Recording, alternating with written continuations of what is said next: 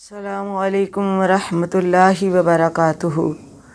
میرے تمام معزز مائیں بہنیں بیٹیاں جن کو اللہ تعالیٰ نے اپنے فضل و کرم سے یہ ماہ مبارک جو ہے اس کی مبارک گھڑیاں عطا فرمائی ہیں، آج کا میرا موضوع ہوگا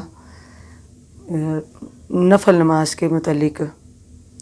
تو فرض نمازوں کے علاوہ نفلی عبادات تو بہت سی ہیں جو علماء کرام اولیاء کرام جن کا جو ہے وہ ایک تسلسل قائم فرما کے تو اس کا قرب حاصل کر کے دنیا سے پردہ پوش ہو گئے، اور اب بھی ہیں، اب بھی موجود ہیں جو کہ اس کے ذکر اذکار میں مشغول ہیں۔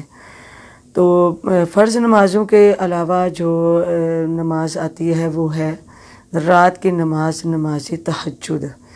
نماز تہجد وہ نماز ہے کہ جس نماز کے متعلق حضرت سیدنا ابراہیم بن ادم رحمۃ اللہ تعالیٰ علیہ فرماتے ہیں کہ ایک رات میں بیت المقدس کے قریب سویا ہوا تھا تو غیب سے ندا آئی کہ رات کا قیام جہنم کے شعلے بجھا دیتا ہے اور پل صراط پر قدم مضبوط رکھتا ہے۔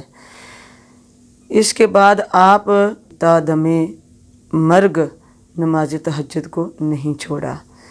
نماز تہجد کی بڑی برکات ہیں، بڑی فضیلتیں ہیں، اور اس کے اندر ایک خاص اللہ تعالیٰ کا ایک قرب جو ہے وہ اپنے بندوں کو نصیب ہوتا ہے۔ کتنا بڑا راز ہے رات کے جاگنے میں اور اس کے بارگاہ میں جھکنے میں۔ حضرت رابعہ بصری رضی اللہ تعالیٰ عنہ بھی ساری رات اس کی بارگاہ میں جھکی رہتی، اور آپ فرماتی کہ اے اللہ، میں اس وجہ سے تیری نماز نہیں پڑھتی کہ مجھے جنت ملے یا مجھے دوزخ سے رہائی ملے، میں اس وجہ سے پڑھتی ہوں کہ مجھے تیرے سے پیار ہے، محبت ہے، میں اس محبت اور عشق میں ہر وقت تیری بارگاہ میں سجدہ ریز رہتی ہوں۔ سبحان اللہ۔ ہم جب بھی اس کی بارگاہ میں جھکیں تو ہماری بھی یہ نیت ہونی چاہیے کہ اے اللہ، ہم تجھے راضی کرنے کے لیے تو نے ہمیں اتنی بے شمار نعمتیں عطا فرمائی ہیں، ان کا شکریہ ادا کرنے کے لیے ہم تیری بارگاہ میں جھک گئی ہیں۔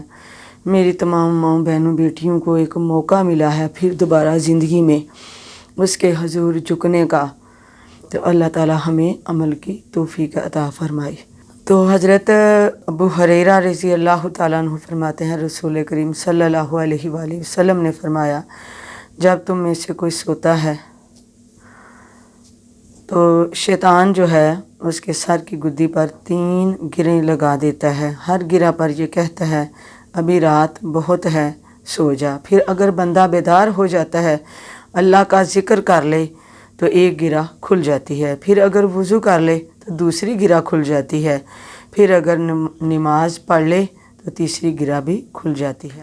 تو اس کی 12 رکعتیں ہیں، 12 رکعتوں میں آپ جتنی چاہیں ان کو ادا کر لیں، جتنا آپ آسانی سے اس کا سجدہ ادا کر سکیں۔